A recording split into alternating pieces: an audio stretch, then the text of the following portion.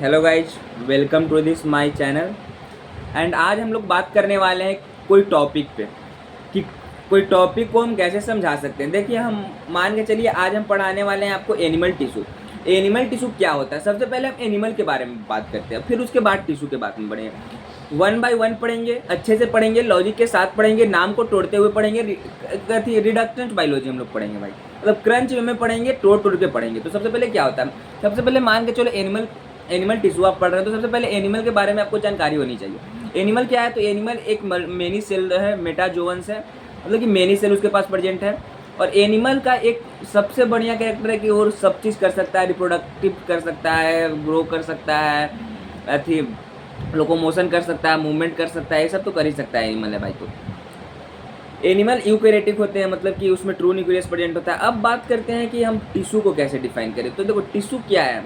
Tissue एक group of similar cell having common origin with some intracellular spaces is all specific function is known as tissue. मतलब कि tissue क्या है, एक group है।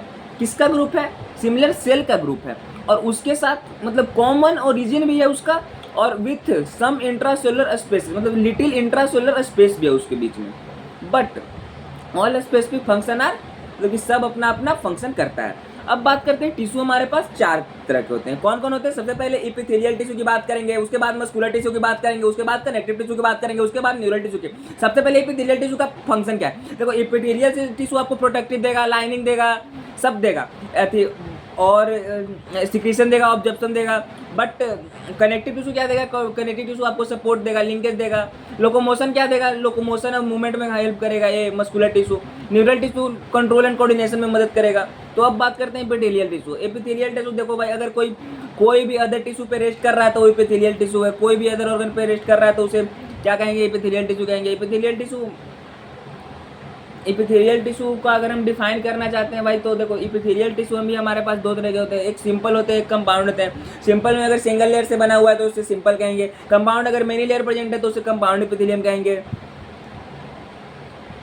देखो गाइज, सच बता रहा हूँ, टैलेंट तो मेरे में बस बहुत है यार, बस दुनिया वाले को दिखाना है भाई।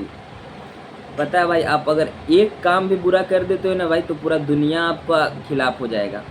आज वैभव सूर्यवंशी को भाई पूरा दुनिया जानता है भाई, बट कुछ बिहार के वैसे अनपढ़ गवार हैं, जाहिल हैं, जो बोलते हैं कि है 15 साल का है, 14 साल का है भाई।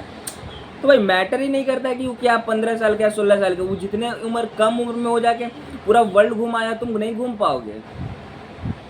तो पहले खुद पे सोच भाई, उसके बाद दूसरा पे अपने हंस को हंसने कर। क्या कर रहा है, आज मैं भी डाल रहा हूँ तो कोई गंदा काम नहीं कर रहा हूँ। हाँ, सच बात है कि मैं नीट का तैयारी कर रहा हूँ, मुझे ये सब करना नहीं चाहिए। बट देखो भाई, अपना हॉबी को मत छोड़ो भाई। बहुत बच्चे गए हैं जो सिलेक्शन हुए हैं, अपना हॉबी को नहीं छोड़े हैं। तो आप उससे ये पता ही नहीं चलता। आप मतलब सोच के रखिए कि हाँ, मैं एवरीथिंग कर सकता हूँ और मैनेज करना भी मुझे आता है, तो मैं कर सकता हूँ। ओके, नहीं तो भाई दुनिया की मत सोचो मेरे भाई। दुनिया की सोचो कि तुम ऑलरेडी पीछे जाओगे भाई। इस चलते दुनिया की नहीं सोचना है, खुद पे काम करो। खुद पे देंगे अपना टाइम। 14 घंटा अगर हम काम कर रहे हैं तो खुद पे काम करेंगे, नो मैटर कि दुनिया क्या बोलती है।